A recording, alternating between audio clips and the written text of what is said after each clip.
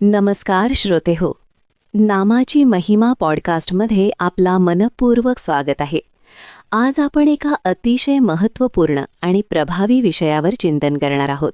उपाख्यान 33 11 माळी जप रहस्य.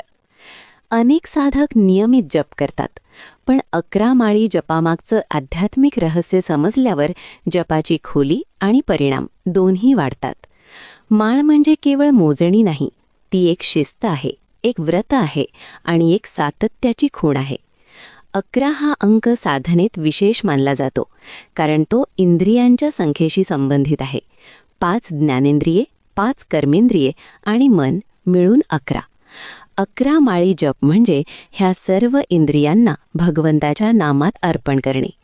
एक माळ घेतली की मन स्थिर व्हायला सुरुवात होते. दुसरी, तिसरी माळ घेतली की विचार शांत होतात. 5-6 माळीनंतर मन नामाशी जुळू लागतं आणि जेव्हा साधक 11 माळांपर्यंत पोहोचतो तेव्हा नाम फक्त ओठांवर न राहता अंतःकरणात उतरलेलं असतं. हेच 11 माळी जपाचं खरे रहस्य आहे. 11 माळी जप म्हणजे शरीर, मन आणि बुद्धी ह्या तिन्ही स्तरांवर साधना करणे. शरीर बसलेले असते, मन नामात गुंतलेले असते आणि बुद्धी भगवंतावर स्थिर झालेली असते. ह्या अवस्थेत जप हा कर्तव्य न राहता ध्यान बनतो.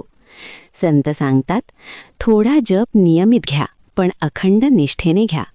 11 माळी जप हा असा एक मध्यम मार्ग आहे, जो गृहस्थालाही शक्य आहे आणि साधकालाही पूरक आहे.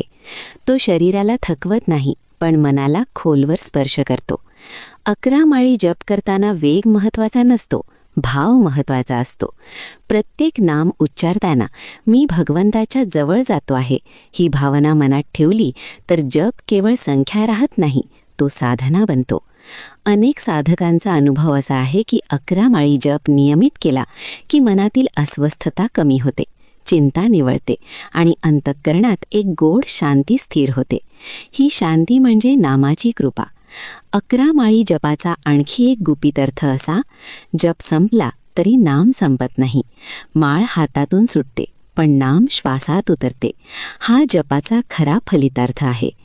प्रिय श्रोते हो, 11 माळी जप हा चमत्कारासाठी नाही, तर चित्तशुद्धीसाठी आहे. तो भगवंताला दाखवण्यासाठी नाही, तर आपल्याला बदलण्यासाठी आहे.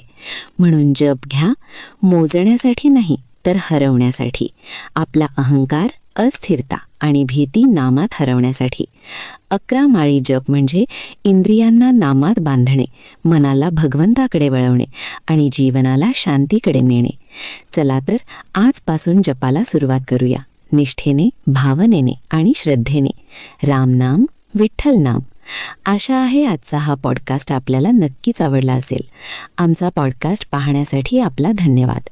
तर पुन्हा भेटूया पुढील आध्यात्मिक संदेशासह. तोपर्यंत ओम शांती शांती शांती.